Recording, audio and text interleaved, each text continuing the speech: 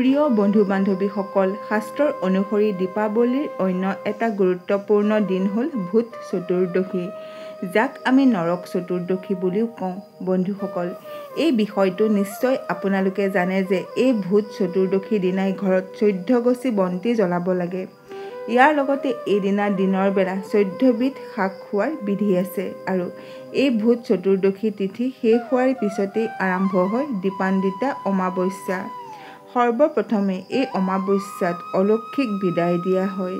প্ৰিয় বন্ধু-বান্ধৱীসকল, আজিৰ এই ভিডিঅ'টোৰ মাধ্যমেৰে আপোনালোকক জনাম যে এই ভূত চতুৰ্দশীৰ দিনা ঘৰত 14 গছি বন্তি ক'ত ক'ত জ্বলাব লাগে আৰু এইদিনা যি 14 বিধ শাক খোৱাৰ বিধান আছে, সেই 14 প্ৰকাৰৰ শাক কি আৰু কিয় এই 14 প্ৰকাৰৰ শাক খোৱাৰ কথা কোৱা হৈছে, আৰু ইয়াৰোপৰি ভূত চতুৰ্দশী শেষ হোৱাৰ পিছত দীপান্বিতা অমাৱস্যাত কিদৰে অলৌকিক বিদায় কৰা হয়, এই সকলোবোৰ বিষয় লৈ এই ভিডিঅ'টোত আমি আপোনালোকৰ লগত বিস্তাৰভাৱে আলোচনা কৰিম।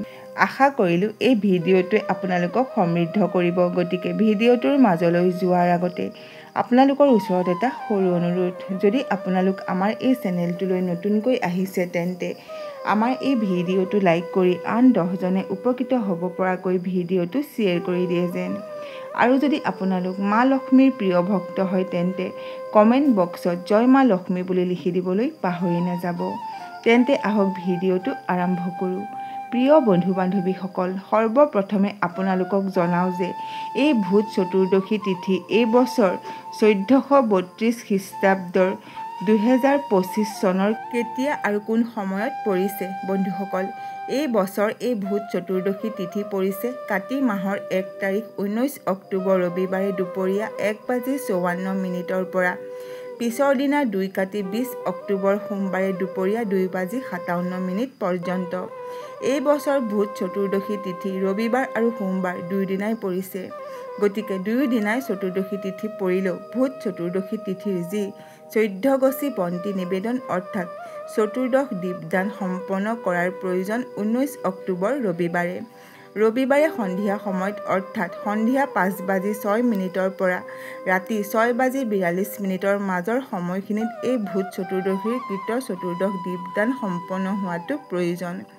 শাস্ত্ৰৰ অনুসৰি চতুৰ্দশ দীপদান সম্পন্ন কৰাৰ পিছতেই চতুৰ্দশ শাক ভক্ষণ কৰিব লাগে আৰু যিহেতু ৰাতি শাক ভক্ষণ নিষিদ্ধ, সেইকাৰণে এই চতুৰ্দশ শাক ভক্ষণ কৰাটো প্ৰয়োজন পিছৰ দিনা 20 অক্টোবৰ সোমবাৰে দুপৰীয়া 2:57 পূৰ্বে চতুৰ্দশ শাক ভক্ষণ সম্পন্ন হোৱাটো প্ৰয়োজন। এইদিনা হোম তৰ্পণ, দিবা স্নান আৰু চতুৰ্দশ কৃত আৰু অন্যান্য পালনীয় বিধিবোৰ সম্পন্ন কৰাটো প্ৰয়োজন। 20 অক্টোবৰ সোমবাৰে চতুৰ্দশী তিথি শেষ হোৱাৰ পিছত অৰ্থাৎ দুপৰীয়া 2:57 পিছত আৰম্ভ হ'ব দীপান্বিতা অমাৱস্যা। এইবাৰ আপোনালোকক জনাম যে এই চতুৰ্দশী তিথিত কিয় বা এই 14 গছি বন্তি জ্বলোৱাৰ কথা কোৱা হয় আৰু কিহৰ কাৰণে 14 প্ৰকাৰৰ শাক খোৱাৰ কথা কোৱা হৈছে। বন্ধুসকল, এই 14 গছি বন্তি আৰু 14 প্ৰকাৰৰ শাক খোৱাৰ মূলতঃ আমাৰ 14 পুৰুষৰ বিধি আত্মাৰ শান্তিৰ উদ্দেশ্যে। এই বিষয়ে পুৰাণত উল্লেখ আছে যে এই ভূত চতুৰ্দশীৰ দিনা স্বৰ্গ আৰু নৰকৰ দ্বাৰ অলপ সময়ৰ বাবে উন্মোচিত হয় আৰু এই সময়খিনিত আমাৰ পূৰ্বপুৰুষসকলৰ আত্মা অৰ্থাৎ স্বৰ্গবাসী ব্যক্তিসকল পৃথিৱীলৈ নামি আহে। প্ৰদীপৰ চিহ্ন দেখি নিজৰ উক্ত পুৰুষসকলৰ ভিতৰতে বহি পৰে আৰু তেওঁলোকক আশীৰ্বাদ প্ৰদান কৰে। সেইকাৰণে তেওঁলোকৰ উদ্দেশ্যে আমি এই 14 গছি বন্তি জ্বলাওঁ আৰু 14 বিধ শাক এই দিনা খোৱাৰ ডাঙৰ কাৰণ হ'ল আয়ুৰ্বেদৰ মতে এই 14 বিধ শাকত নানা ধৰণৰ ৰোগ নাশক শক্তি থাকে। ঋতু পৰিৱৰ্তনৰ সময়ত যিবোৰ আমাৰ ৰোগ প্ৰতিৰোধৰ ক্ষমতাবোৰক বৃদ্ধি কৰে। প্ৰিয় বন্ধু-বান্ধৱীসকল, এই 14 প্ৰকাৰৰ শাক বুলি ক'বলৈ গ'লে আচলতে আপোনালোকে যি ঠাইত থাকে সেই ঠাইত যিবোৰ শাক উপলব্ধ আছে সেই শাকবোৰ একগোট কৰি লৈ 14 বিধ শাক বাছি লৈ ভূত চতুৰ্দশীৰ দিনা ৰান্ধি আহাৰৰ লগত খালে এই তিথিৰ মান্যতা হয়। এইবাৰ আমি আপোনালোকক জনাম যে এইদিনা যি 14 গছি বন্তি জ্বলাব লাগে তাৰ প্ৰসংগত। এই যি 14 গছি বন্তি আপুনি ভূত চতুৰ্দশীৰ দিনা জ্বলাব, এই বন্তি কেইগছি আপোনাৰ ঘৰৰ মূলতঃ 10 দিশে অৰ্থাৎ পূব, পশ্চিম, উত্তৰ, দক্ষিণ এই 4টা দিশ আৰু 4টা কোণত অৰ্থাৎ ঈশান কোণ, বায়ু কোণ, অগ্নি কোণ আৰু নৈৰুত্য কোণ লগতে ঘৰৰ ব্ৰহ্মস্থান অৰ্থাৎ ঘৰৰ মধ্যভাগ, ঘৰৰ ঊৰ্ধ্বৰ দিশ অৰ্থাৎ ছাদৰ মধ্যভাগত জ্বলাব। এই 10 গছি বন্তি জ্বলোৱাৰ লগতে এগছি বন্তি জ্বলাব ঘৰৰ তুলসী মঞ্চত। এগছি বন্তি জ্বলাব ঘৰৰ দক্ষিণ দিশৰ দুৱাৰৰ সন্মুখত, যাক আমি যমৰ দীপদান বুলি কওঁ।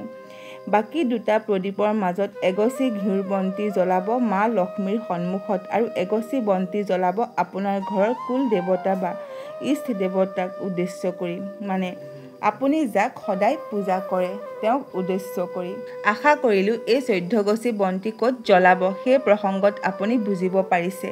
ইয়াৰ পিছত আমি জনাম যে এই ভূত চতুৰ্দশী শেষ হোৱাৰ পিছত প্ৰথমে যি কামটো কৰিব লাগে অৰ্থাৎ ঘৰৰ পৰা যি অলক্ষীক বিদায় কৰিব লাগে।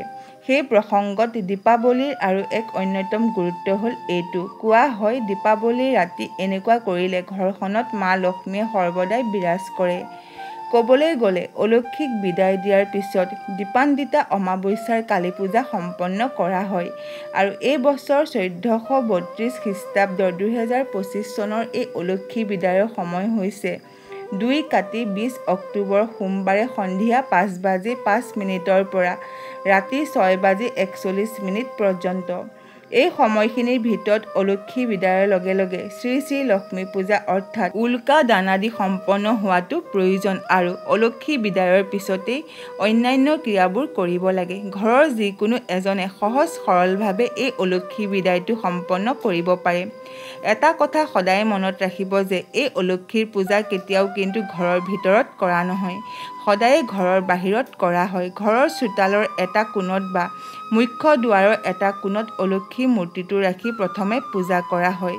অলক্ষীৰ মূৰ্তি ঘৰত স্থাপন কৰি ঘৰৰ যিকোনো এজন সদস্যই নিজেই কৰিব পাৰে। গোবৰ দি বা মাটিৰে নাইবা চন্দনৰ ফুট দি এই অলক্ষীৰ পূজা ঘৰত কৰিব পৰা যায়। ঘৰৰ বাহিৰত এডাল কলগছৰ ওপৰত গোবৰেৰে সজাই তাৰ ওপৰত সৰা চুলি সিঁচৰিত কৰি পেলাই দি এটা প্ৰতিমূৰ্তি বনোৱা হয়। চকুৰ ঠাইত দিয়া হয় 2টা কড়ি। মাটিৰেও একেই প্ৰক্ৰিয়া কৰা হয়। যদি গোবৰ বা মাটি নাথাকে তেন্তে এখন কলপাতৰ ওপৰত চন্দনৰ ফুট দিও এই অলক্ষী দেৱীৰ প্ৰতিমা অংকন কৰা হয় আৰু যদি সেইটো কৰাটো সম্ভৱ নহয় পাটকাঠি বা জটাই কাঠি ৰাখিও এই পূজা কৰা যায়। গতিকে যিদৰে আপুনি মূৰ্তিটো নাৰাখক কিয়ই বা তৈয়াৰ নকৰক কিয় সকলো ক্ষেত্ৰতেই বাওঁ হাতৰ ব্যৱহাৰ কৰা হয়। এনেকুৱাও কি এই অলক্ষীৰ পূজা ক্ষেত্ৰত বাওঁ হাতেৰে মূৰ্তিৰ ফালে পিচ দি ফুল নিবেদন কৰিব লাগে।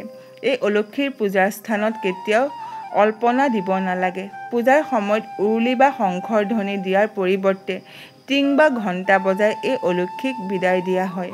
অলক্ষী পূজাৰ আৰম্ভণিৰ পূৰ্বে যি কামটো কৰিব লাগে সেইটো হ'ল আসন শুদ্ধি কৰি ল'ব লাগে, অৰ্থাৎ সামান্য গংগাজল হাতত লৈ 3 বাৰ ওম বিষ্ণু ওম বিষ্ণু ওম বিষ্ণু এই মন্ত্ৰৰ উচ্চাৰণৰ মাধ্যমেৰে সেই গংগাজল উক্ত স্থানত ছটিয়াই দিয়া হয়।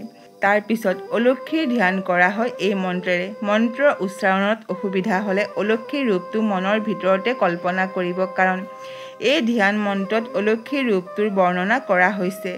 অলক্ষীৰ ৰূপটো মনে মনে কল্পনা কৰাৰ পিছত যিকোনো এক প্ৰকাৰৰ ফুল অলক্ষীক উদ্দেশ্যে পিচ দি বাওঁ হাতেৰে অৰ্পণ কৰিব। ইয়াৰ পিছত অলক্ষীক উদ্দেশ্যে এই মন্ত্ৰটো ব্যক্ত কৰিব। ওম অলক্ষিতম কুৰুপাচি কুচ্ছিত স্নান বাচিনী শুকুৰাত্ৰময় দতাং গৃহ পূজ্যঞ্চ শাশ্বতীম। ওম অলক্ষিতম কুৰুপাচি কুচ্ছিত স্নান বাচিনী শুকুৰাত্ৰময় দতাং গৃহ পূজ্যঞ্চ শাশ্বতীম। যদি মন্ত্ৰৰ উচ্চাৰণত অসুবিধা হয় তেন্তে অলক্ষী দেৱীৰ উদ্দেশ্যে ক'ব, হে অলক্ষী দেৱী, আমাৰ পূজা গ্ৰহণ কৰি আমাৰ গৃহ পৰিত্যাগ কৰা।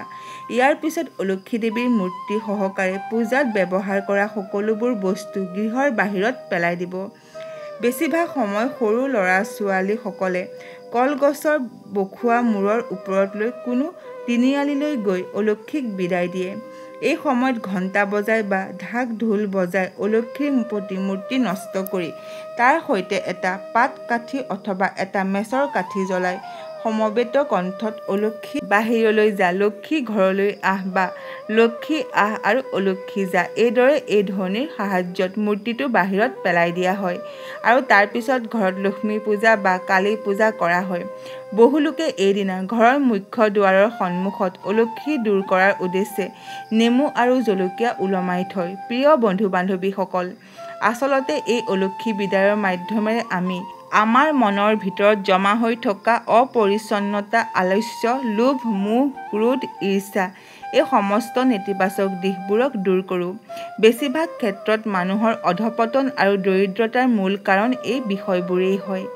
আশা কৰিলোঁ আজিৰ এই ভিডিঅ'টো আপোনালোকৰ ভাল লাগিল। যদি ভাল লাগিল তেন্তে আমাৰ এই চেনেলটো লাইক কৰক, শ্বেয়াৰ কৰক আৰু লগতে আমাৰ এই চেনেলটো ছাবস্ক্ৰাইব কৰি দিয়ক। আজিলৈ ইমানেই। শুনি থাকক জ্ঞানৰ গংগা।